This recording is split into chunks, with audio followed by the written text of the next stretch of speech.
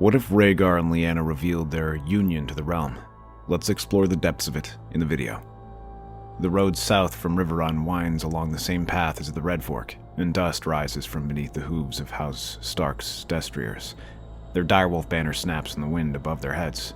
Rickard Stark out at the front, stern and silent, while Brandon, beside him, keeps an eager hand twitching on his sword hilt.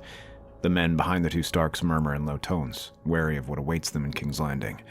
It is not far from Pinkmaiden Castle when two cloaked riders appear in the path ahead, blocking the way forward. They sit atop their horses with easy confidence, their faces hidden beneath dark hoods. The Stark party slows, unease rippling down their formation. Rickard Stark raises a hand, causing his men to halt entirely.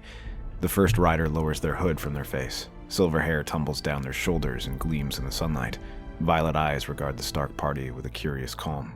Lord Rickard, Brandon Stark, it does me good to see you both are well. It does me even better still to meet you for the first time, and to do so here rather than in the capital. No good awaits you in my father's halls, only death. Where is she, you bastard? Where is my little sister?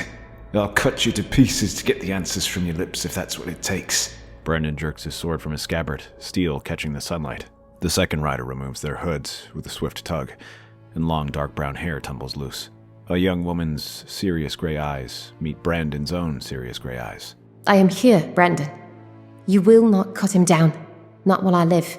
Lyanna, my dear, what madness is this? Speak the truth, plainly, child. There was no abduction. I ran with Rhaegar willingly, father. We met at Harrenhal. I was in disguise in the tournament, and when his father sent men after my secret identity, he protected me in my secret. From that day I knew I loved him. We eloped to the Isle of Faces, and wed beneath the heart tree, before the eyes of the old gods. And now, I believe I carry his child. He has defiled you. You think I'll let this stand? I swear in the name of House Stark I'll cut you down, Targaryen wretch. Put down your blade, Brandon. I sought you out so we may speak before you were unfortunate enough to stand before my father and shout such claims. He would not be as forgiving as I am. I can assure you of that much. Brandon snarls and throws his scabbard aside to a Stark guardsman who catches it with a wide eye. He raises his sword once more toward the prince. No words, no parley. You will fight me and die, here and now. Rhaegar lays a hand on the hilt of his sword, yet he does not draw it. I will not bear steel in a lady's presence without her leave. 7 hells! If you don't fight him, I fear he'll bark until all of our ears fall straight off.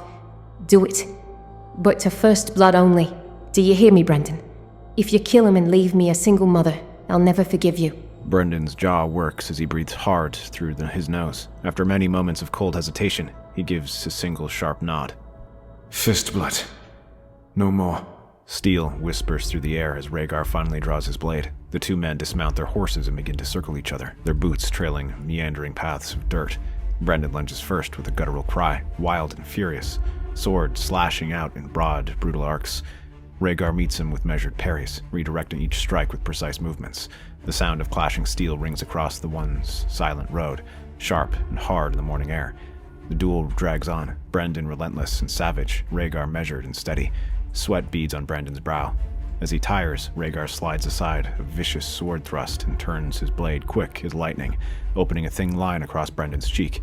The droplet of blood falls into the dirt. Brandon jerks back, wiping the blood with the back of a mailed fist, his eyes blazing. Don't even think of breaking the rules, Brandon, or you'll have to fight me next. Enough. We will not have kin fighting kin. Lay down your sword, Brandon. The duel ends. The company regathers, shaken and silent. Rhaegar and Lyanna join the entourage, and the Stark host follows as Rhaegar turns his horse toward Pinkmaiden. When they arrive, Lord Piper offers them his solar for privacy, and there, with heavy hearts and hard eyes, Rickard and Brandon settle to hear the truth from Rhaegar's own lips. The room is warm, a fire hissing in the hearth, but something in the air feels cold. Rickard stands near the fire, hands clasped behind his back, his shoulders stiff. Brandon leans against a wall, cheeks still bloodied from the duel. His sharp eyes blaze with barely restrained outrage. Lyanna sits upon the edge of a cushioned bench, restless as her fingers tug at the laces on her boots, absent-mindedly. Rhaegar sits beside her, his violet eyes fixed on the two other men in the hall. What Lyanna told you is true. I did not abduct her. I wed her, and I love her. But more than that, I did this because it was necessary. Necessary? You have broken faith with House Martell, shattered the pact I swore with House Baratheon, and dragged my daughter into scandal. What about any of that do you deem necessary, Prince? There is prophecy, Lord Stark. You may dismiss it as madness, but it has ruled my life since I was only a boy. The dragon must have 3 heads. Elia cannot bear another child without risking her life for it. Aegon and Rhaenys alone are not enough. The world will face a darkness far beyond our petty wars, and a child must be born who carries both fire and ice in their veins. That child is Lyanna's. Prophecies and songs. That is what you risk my blood, my house, and my daughter on. Father, I choose this. Do you think me merely some frightened maid to be swept along in the current? I know what I want. Robert Baratheon is not my fate. He will have to sleep with a dozen other women the same night as our wedding. He will never love me. He only loves the thought of me, and I will not be his broodmare. And so you choose this? To doom our house to shame and war? Do you know what you've done, Lyanna? Robert will not forgive this. He will call for your death. Let him try. I am no prize to be given over. I choose the man I wish to marry, and I will not change my mind. Lord Rickard Stark, aid me. When I remove my father from the throne, I will raise House Stark to kingship once more. The North shall be free, with its own sovereign claim, and allied by marriage and bound by blood to the Iron Throne. Your line will never kneel again. The fire crackles. Outside, the sound of the camp fades into silence, as if the world itself has begun to hold its breath. Finally, Rickard exhales and looks to Rhaegar again. Very well. Send your letters, and let the realm reply. But know this, I am no fool. If you falter, if you prove false, then the North will rise against you. My word is iron. Do not test it, boy. You have my oath, Lord Stark. Together, we will forge a better realm than the one my father has left to rot. Brandon snarls under his breath, but no more protests come. Lyanna sits back into the bench she sits on, her eyes shining with relief. Before sunset, ravens take flight from Pinkmaiden. Their contents will shape the fate of the entire realm. The throne room of the Red Keep reeks with lingering smoke and the scent of fear. Aerys Targaryen sits hunched on the Iron Throne, his long hair matted and his fingernails overgrown and blackened with filth. The scribe trembles as he finishes reading aloud the Raven's message. Rhaegar has declared open defiance. He has taken Lyanna Stark for a second wife, and called all lords loyal to the greater good to rally to his cause. Aerys snatches the parchment from the scribe with a claw-like hand. His lips twist into a sneer as he rises from the Iron Throne. So my traitorous son wears his true colors at last. He crumples the letter and casts it into a brazier at the foot of the throne. The parchment catches, curls, and blackens. Aerys watches until it is nothing but ash. Then he whirls on his Kingsguard. Bring me Elia Martell and her whelps. Rhaegar's traitorous line shall be ended this very day, and Viserys shall be my heir, as he always was meant to be. The command hangs in the air like a blade ready to cut. Arthur Dayne finally steps forward. His sword hand rests against the hilt of Dawn. Gerald Hightower, the White Bull, shifts his weight beside him, grim and resolute. Oswald Went and Lewin Martell exchange a glance, then step closer to their brothers. Arthur's voice cuts the stretch of silence. No, we will not be seizing Princess Elia or her children. No? Did I not command it? Am I not your king? Arthur draws Dawn in one smooth motion. The blade glimmers with pale white light, casting long shadows across the marble floor. Oswell and Lewin follow, steel rasping free from their scabbards. Gerald is the last, but he too steps forward, sword in hand, his eyes dark with resolve. Jaime Lannister, youngest of the Brotherhood, stiffens where he stands at the steps of the Iron Throne. His hand hovers near his sword, but he does not dare to move. Barristan Selmy looks stricken as well, torn between his oath and justice. Jonathor Derry clutches the hilt of his blade, sweat beading on his brow. You've heard him, night after night, what he does to the Queen in their bedchamber. You've seen how he burns as many men or women alive simply for questioning his command. For so long we've borne it all in silence, swearing it would be the end when Rhaegar's turn finally came. No more. Jaime stares back at the older knight, his breath coming in shallow pulls. His cold, Hair clings to his brow, damp with sweat. Treachery. Treason. Cut them down. Slaughter every last one of these traitors and throw their bodies into a pyre. Ares gestures frantically to the guards of the Red Keep. A few, uncertain, draw blades in advance. One lunges, only to be hewn in half by Oswald Went's swift stroke. The man crumples to the marble floor, dark blood pooling beneath his body. The other guards falter, frozen by fear and doubt. I swore an oath to my king, but this is no king. Jonathan Derry swallows hard, then follows Barristan as they both step to Arthur's side. Jamie hesitates the longest, heart hammering in his chest. Then, slowly, almost unwillingly, he joins his brothers. As he draws his blade, the steel rings loud in the vast chamber of the royal throne room. The King's Guard has united against their own king. The Mad King scrambles back against the monstrously jagged form of the Iron Throne, cutting his hands as he clutches the arms of the throne.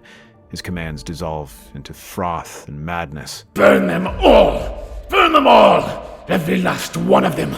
The White Bull surges forward and seizes the Mad King by the wrist, wrenching him down. Ares thrashes like a fish caught on a hook, shrieking madly as the blades of the throne slice him in half a dozen times. Blood slicks his robes as he is dragged from the Iron Throne, kicking and screaming, his crown tumbling from his brow and rolling to the floor where Arthur stops it with a steel boot. From a smaller throne next to the one Ares has been pulled from, Queen Rhaegar watches in silence. Her hands tremble, but her lips curl into the faintest of smiles. No one sees it.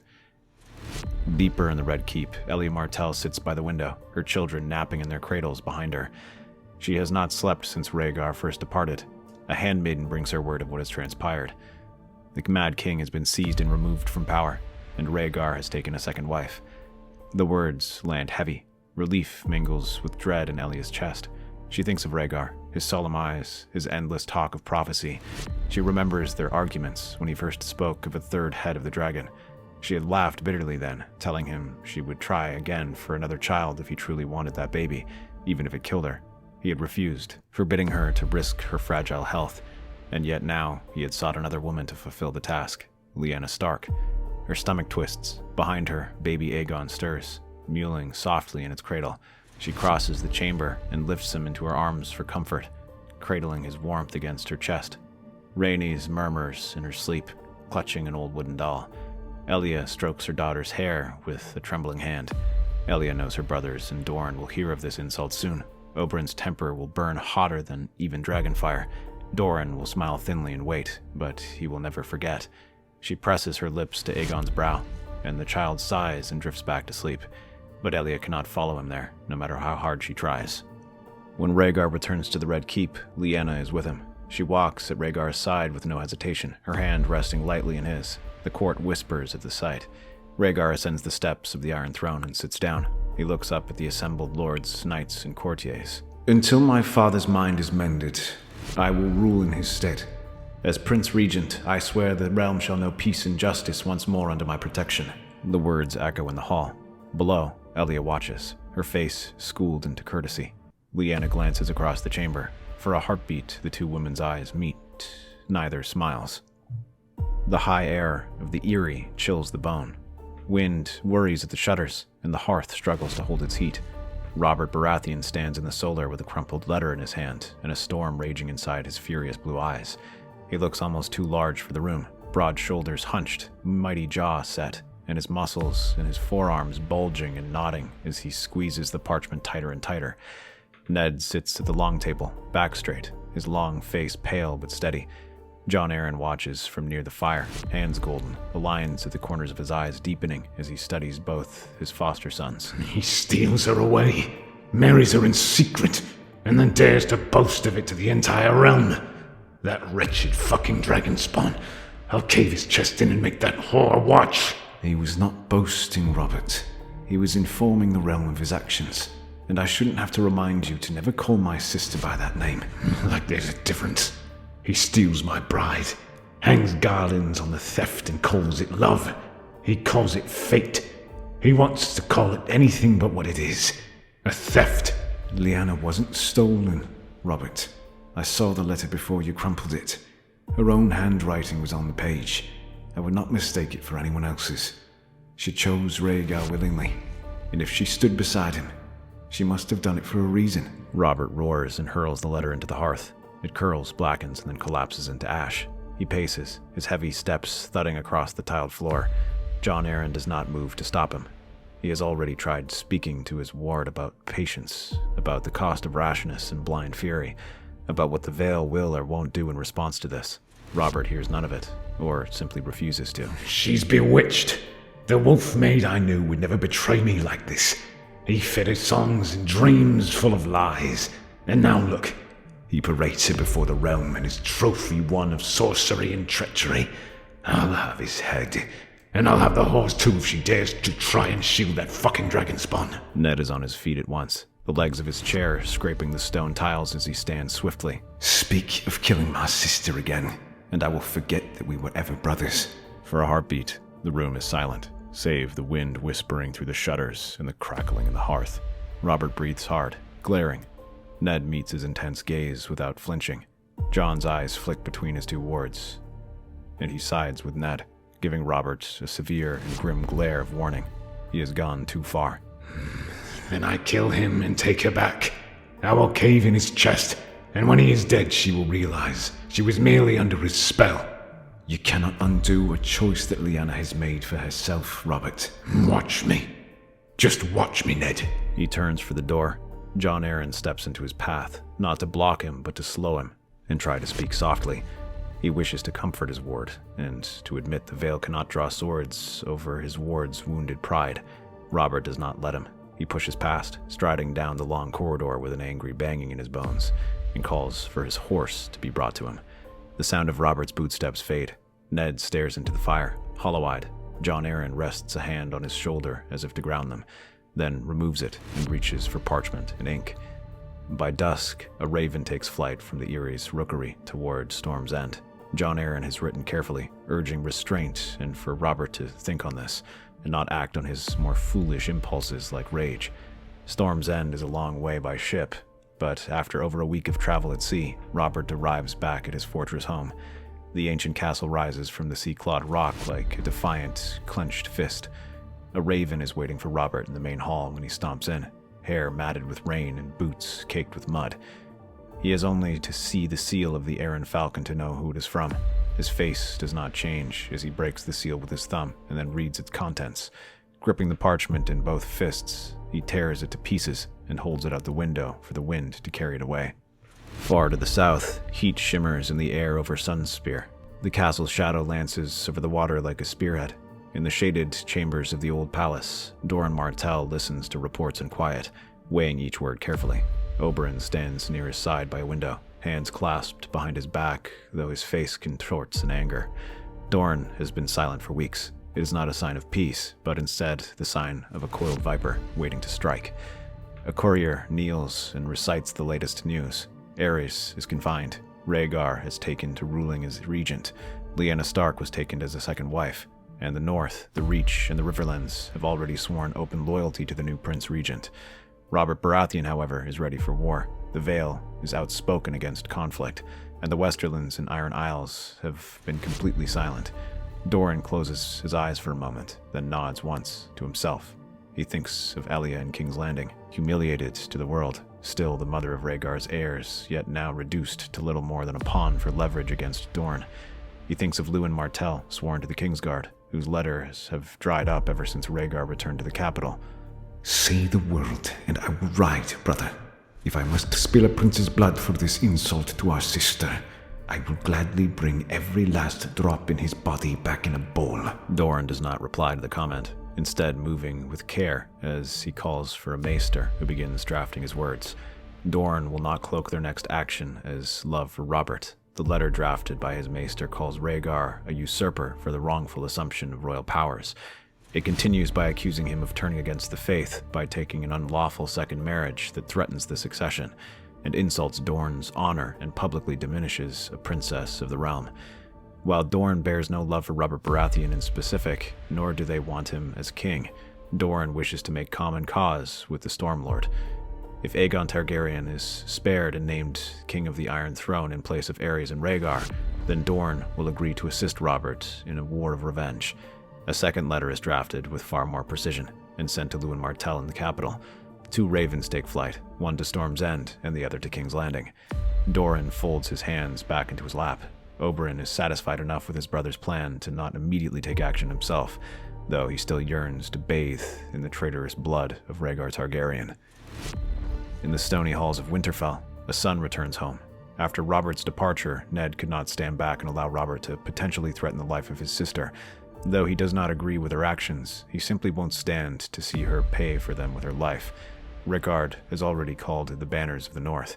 His eyes are grim and distant as he leans over a map of the North with his two sons, drilling them on strategy and warfare. Ned listens in quiet obedience, while Brandon paces the hall like a caged beast. By the time the Stark banners stream south, the Riverlands are stirring as well. Lord Hoster Tully posts guards along the Trident and calls his sworn to Riverrun. Edmure, still a boy, stares starry-eyed out of an open window at so many mounted men. The Blackfish does not smile. He checks the fletching arrows twice and prepares for the war to come. In Highgarden, Mace Tyrell presides over a table bucking under the weight of food. Somewhere beneath the platters there is a map. Lords from the Mander to the Marches come and go with reports of Baratheon musters and Stormland raids. When Mace rises, he makes 3 declarations in a single exhale. He is the loyal crown, he will intercept Robert's advance, and the Reach will keep the roads safe for grain. The armies of the Reach roll like a green tide. Pikemen, mounted knights, archers, camp followers, wagons, all the trappings of Reachman warbands. They move to the march which separates the lush, verdant hills of the Reach from the overcast, storm-swept valleys of the Stormlands. Robert strikes like a hammer blow. Not in a set-piece battle at first, but instead in sudden clashes. Some Storm Knights smash foraging parties, overturn supply wagons, slit the throats of perimeter guards, and then vanish into the storms before the host can muster to follow them. Rumors of the war ride across the land faster than horses can gallop. The Stormlord fought 3 Reachmen at once and broke 2 shields with a single hammer swing. The Stormlord had a Tyrell bannerman's banner pole sap across his back and only laughed. The Stormlord's enemies are turned into allies with only a smile and a wave. He drinks, he fights, he never seems to sleep. When Mace finally coaxes Robert into a field where proper lines can form, the day ends with a sudden storm washing over the battlefield and turning the ground to mud in an instant. The Reachmen are shattered by haughty Stormlanders and are forced into a retreat. Robert continues to bleed his way north towards King's Landing, and he doesn't intend to come home until he has Rhaegar's head in his hands. The Vale remains oddly quiet. Jon Arryn's ravens bring measured words to King's Landing and Storm's End both. The Eyrie will not be drawn, not yet. The Vale will guard its own roads, not yours. He does not call banners. He sends condolences to Lord Rickard on the burden of divided loyalties. In a private note to Ned, begging him not to be the ground between the stag's antlers and the dragon's maw. Ned reads it by candlelight, and he does not sleep that night. Night in the Red Keep carries its own sounds. The distant sea, the clatter of hooves in the outer yard, the voices that never lower enough to be unheard by the rats in the walls. With a soft song and rocks Aegon until his breath evens. Her maid takes the candle to the far table and trims the wick to a faint glow. Elia sits a while longer, listening to her children breathe. She is thinking of Dorne without even trying to, and of Rhaegar, and of Lyanna. Try as she might to calm her mind, her thoughts are not her own. The corridor beyond the door to the nursery suddenly comes alive with quickening footsteps. A voice raises and then turns into a grunt of pain.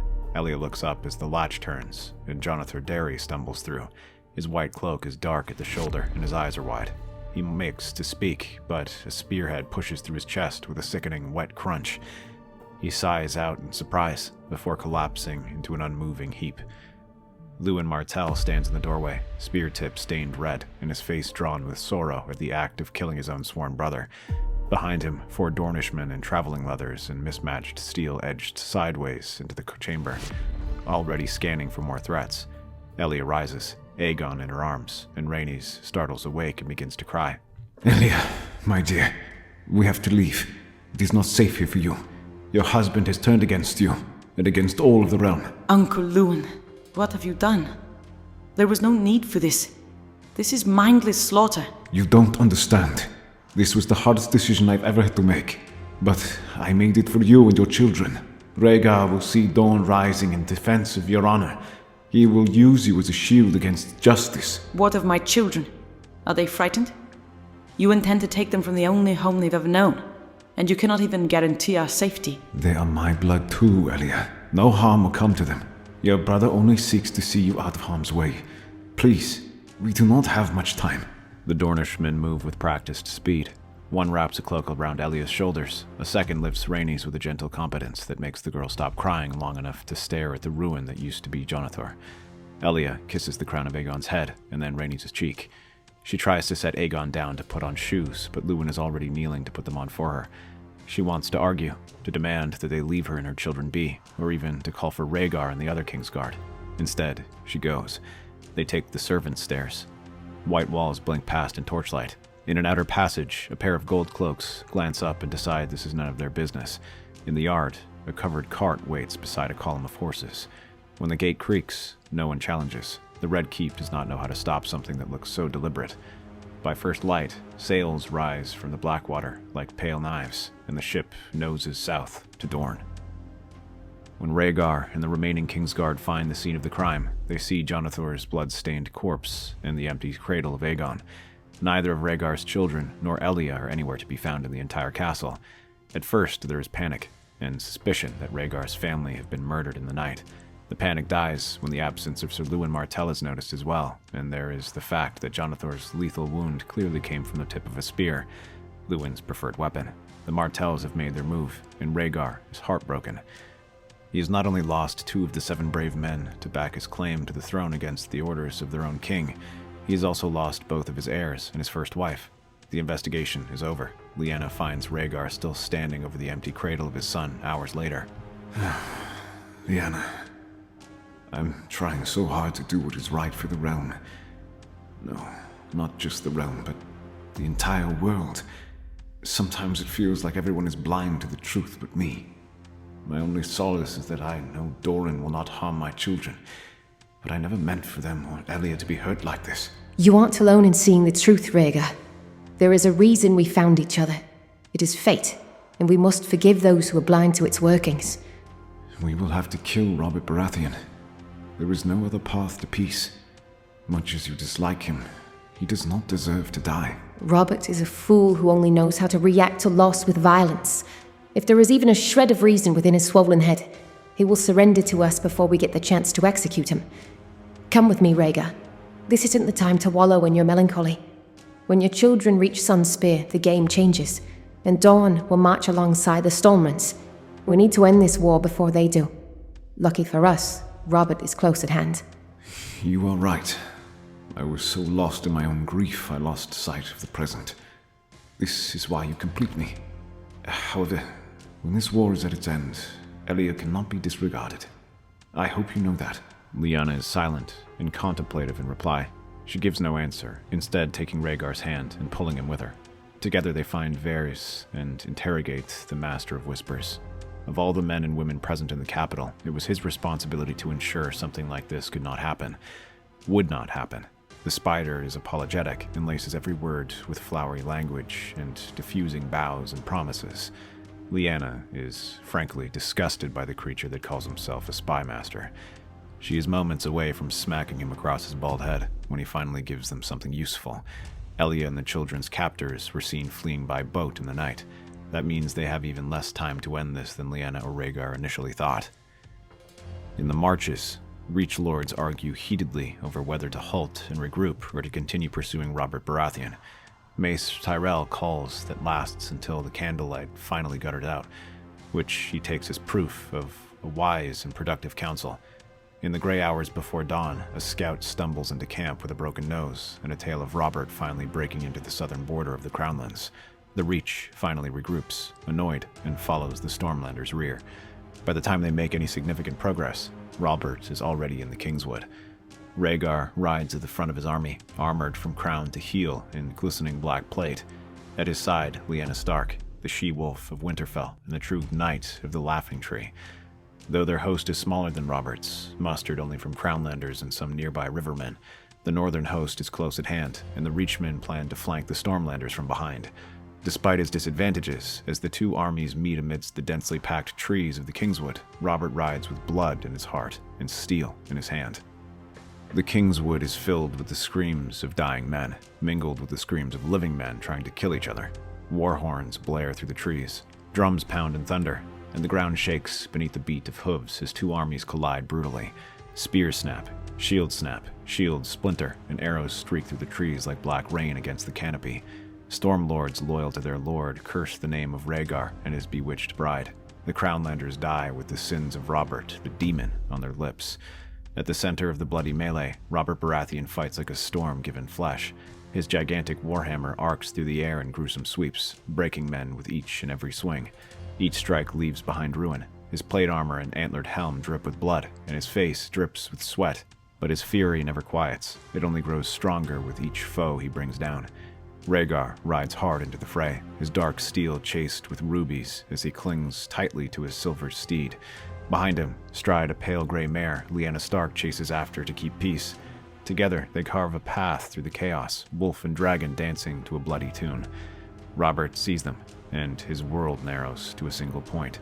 His furious blue eyes burn like fiery sapphires beneath his helm. One antler has been slashed from it, and his armor is covered in dozens of gashes and dents. But still, he fights with unending fury and power. He roars so loudly that the battle raging all around the trees almost seemed to halt. Dragonspawn! You turned her against me! No, Robert. You have done that yourself. I hate you! He charges, hammer raised high, and the duel begins. Rhaegar quickly dismounts his steed, intending to give Robert as fair a match as he believes he deserves. Lyanna tries to call him out for his stupidity, but her protests are lost in the din of the battle. Cursing, she dismounts and hurries after her prince. Robert, slowed and tired from already killing over a dozen men, isn't the one to make the first move. Instead, Rhaegar is the first to strike, driving Robert back with a deft slash aimed at the face between his helm. Lyanna dances at his side, spinning low and stabbing at Robert's undefended flank. She scores a shallow cut, which only causes Robert to howl in fury. You betrayed me. I loved you, and you chose dishonor over what could have been love. You never even knew me, Robert. You started this war over a fantasy in your head. Robert's eyes flare with rage. Every blow he sends their way is intended as a punishment for their betrayals. Every parry or dodge is a refusal of justice. Rhaegar dances out of the way of a hammer blow, and then a second. He feels sweat stinging his eyes, and the threat of exhaustion beginning to creep into his muscles. Horns sound, and a ridge overlooking the wood is suddenly blackened by silhouettes. At first, as Lyanna risks a glance their way, she fears that the Dornish have come. Instead, as the approaching army rides hard for the battle, she recognizes the colors of her house. The Northmen have arrived, and kept their promise. Lyanna rips a dagger from her belt and drives it under Robert's arm. He doesn't even seem to feel the blow, shoving the she-wolf back into the mud. He only has eyes for Rhaegar, now cornering the painted Prince Regent. He raises a hammer, and as soon as Rhaegar can raise a shield to defend himself, it shatters into scraps of steel. The prince staggers back, his left arm shattered by the weight of the attack. Victory gleams in Robert's eyes as he kicks Rhaegar to the ground and lifts his hammer once more, poised to crush Rhaegar completely. Lyanna springs back up, a blow of motion as she leaps between Rhaegar and the hammer. A curse escapes Robert's mouth as he redirects the blow, his hammer landing in the mud right beside Rhaegar's head. Lyanna pants, eyes wide with fear despite the bravery of her action. A look of conflicted confusion passes over Robert's face, and he struggles to consider whether to raise the hammer again. Move, damn you! I want him dead. That isn't going to happen, Robert. I love him, and you have to accept that, whether it's a happy outcome for you or not. Your first instinct is rage, but have you ever once stopped to consider the happiness of someone other than yourself? So you never truly loved me then? There is no spell? There was no trick? Lyanna continues to stare Robert down as she stands between him and Rhaegar. Her gray eyes are defiant and unyielding. Robert has spoken the truth. The warhammer drops from his hand. To the surprise of both Rhaegar and Lyanna, Robert begins to laugh loudly. His booming voice carries through the trees as advancing Northmen slaughter his forces. I was a fool all this time. A damn fool. The Stormlanders begin to surrender upon seeing their lord defeated, throwing down their swords into the mud and raising their hands high into the air. Loyalists surround Robert, and he makes no effort to resist them as they begin to tie rudimentary binds around his arms and legs. Rhaegar pulls himself up. All around him is the aftermath of the battle. Wounded men screaming for their mothers, bloodied soldiers wandering amongst the trees, some Stormlanders still fighting despite the hopelessness of their situation. Robert's rebellion was short-lived, despite the ferocity he fought with. The rebellion collapses as swiftly as it ignited. Word spreads. Robert is defeated, his host scattered and leaderless. Soldiers drop their weapons, flee into the forest, or surrender. The North and Riverlands hold firm behind Rhaegar and Lyanna, but the cost is heavy. Fields run red, horses lie dead, and the cries of the wounded echo in the treetops. Dorne continues to resist, now with Elia and her children safe in Sunspear. Sunspear's banners fly proudly, the Martell's spears sharp, their loyalty to Elia unbroken. Rhaegar, armored and bloodied, rides south with grim determination, and a company of men at his back. Triumph tastes hollow on his tongue. As Rhaegar rides for Sunspear, the realm does its best to recover. Rickard and Brandon remain in King's Landing at Lyanna's side, though she showed no signs during the battle. As another month passes, it becomes clear she is pregnant with Rhaegar's child. The Westerlands finally break their silence, conveniently offering supplies and coin to help the victorious side rebuild and recover their losses. At Sunspear, under the harsh desert sun, Rhaegar kneels in the sand before Doran, Oberyn Martell. Half of the Kingsguard are with him, wary and close at hand despite their prince's display of vulnerability. Elia and her children are nowhere to be seen, kept from Rhaegar's grasp. Nearby, Luwin exchanges a silent look of sorrow with his former brothers. Some wish to cut him down, though Jaime merely pities his existence. He hopes he never has to learn what it feels like to choose between your family and your king. You dishonor my sister and her children. Believe me when I tell you it is taking every last bit of my self-control not to spear your heart where you stand. Come, Oberyn. Let us hear what the Prince Regent has to say for himself. After all, he came all this way under our Dornish sun. Elia will remain my primary spouse. When I pass, Aegon and Rhaenyra will inherit the throne before any children Lyanna and I bear. I took 2 wives in the tradition of my house, and I love them both as Aegon loved Rhaenys and Visenya.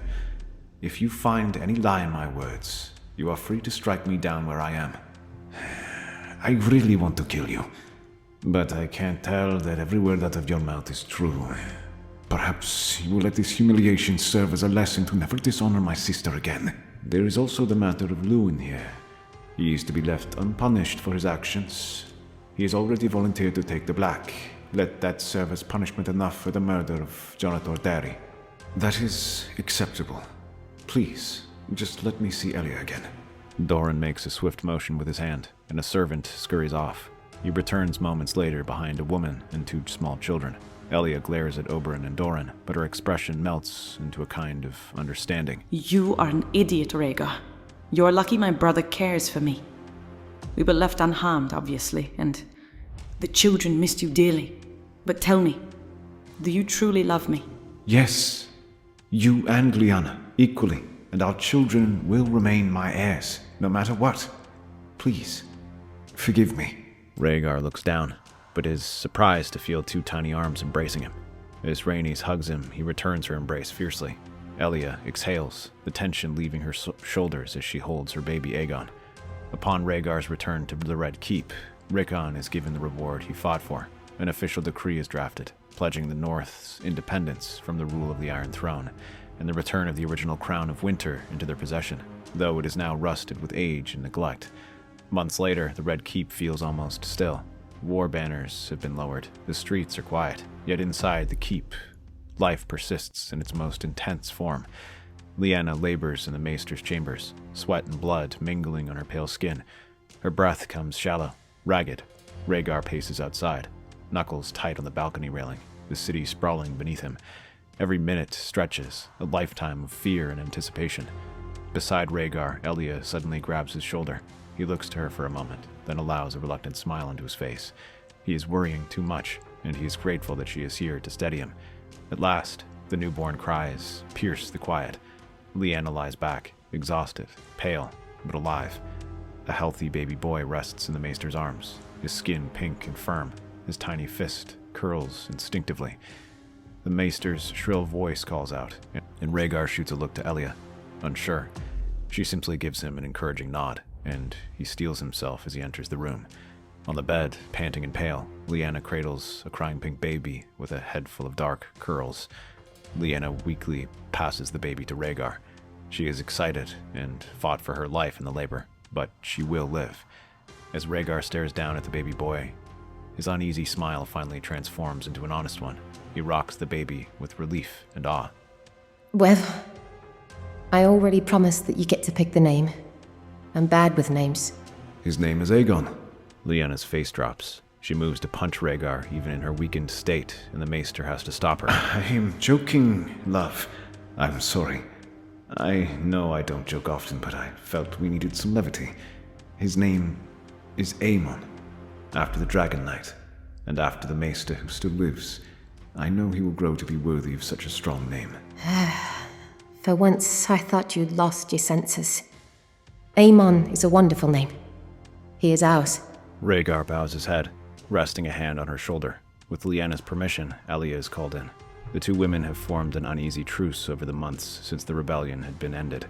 She even allows Elia to hold Aemon, and the baby blinks lazily up at his aunt with wary gray eyes. The matter of Robert Baratheon weighs heavily on Rhaegar. As he enters the black cells one day, flanked by gold cloaks, he finds the Stormlord chained and silent. Robert Baratheon, you will not die for your crimes. You will serve a greater purpose than meaningless death. An escort has arrived from the wall. You are to take the black. I've got nothing to say to you, dragon spawn. If you expect me to beg for a different fate, you'll be feeling disappointed. Rhaegar smiles sadly. He expected as much. Robert is removed from the black cells and escorted under the care of a Night's Watch recruiter to join the ranks of the Black Crows of the Wall. As Robert sits in the back of the baggage wagon, though, he finds that Rhaegar did grant him one small mercy. His warhammer, wrapped in fine silk and linen, lay among his few belongings. The docks of King's Landing lie silent under the veil of night. The tide laps against the hull of moored ships, and the smell of brine and tar hangs in the air. Lanterns swing faintly in the breeze, their light barely touching the fog rolling off the black water. A hooded figure waits at the far end of the pier. His cloak conceals the silver of his hair, but not the unmistakable bearing of a prince. Rhaegar Targaryen watches the dark water until the creak of oars breaks the silence. A small boat glides into a place at the dock. Two men disembark, a hardened man-at-arms and another, younger and broad-shouldered, straining under the weight of a large wooden case they carry. The older man barks at the younger man to lift higher, and together they stagger onto the pier. You have done well. Follow me, and be quick. He turns, cloak swaying, and the men follow. Their boots strike the stones of King's Landing's back streets, passing through shadows until they reach the looming, smoke-stained doors of the Alchemists' Guild. A single torch flickers by the entrance, casting long skeletal shadows across the carved stone. Inside, the air is thick with an acrid tang that is unmistakably wildfire. The walls lined with glass flasks that glimmer like polished emeralds in the torchlight. At the heart of the chamber, hanging from the brick wall by iron cuffs, is Aerys Targaryen. The once king is a hollow thing now, his hair hanging down to his knees and his fingernails yellow and curling like gnarled claws. He trembles, his lips moving in a soundless mutter as his gaze darts towards the heavy wooden case being set down in front of him. The man-at-arms fumbles with the iron clasp on the case. Only death can pay for life. Despite all the suffering you've caused in your lifetime, though, you are still my sire. So please, forgive me for this, Father. As the heavy wooden lid is pushed back, 3 dragon eggs are revealed in the torchlight, cast with sickly green glow from the casks of wildfire lining the walls. They rest on a bed of velvet, one green, one cream, and one black in midnight. It took more than money to acquire these. I'm sure you can tell what they are, even in your current state. The room grows still. Even Aerys stops muttering, his wide violet eyes transfixed by the marvelous sight, his eyes reflecting the colors of the shells as he beholds them. From the shadows, Pyromancer stepped forward, his robes scorched at the edges and his face smeared with soot. He carries a torch, its flame snapping hungrily at the stale air. That's our theory. Westeros is a land filled with exciting stories and possibilities, and we love exploring them. If you want to accompany us on this journey across the 7 kingdoms and beyond, then please like, share, and subscribe to our channel.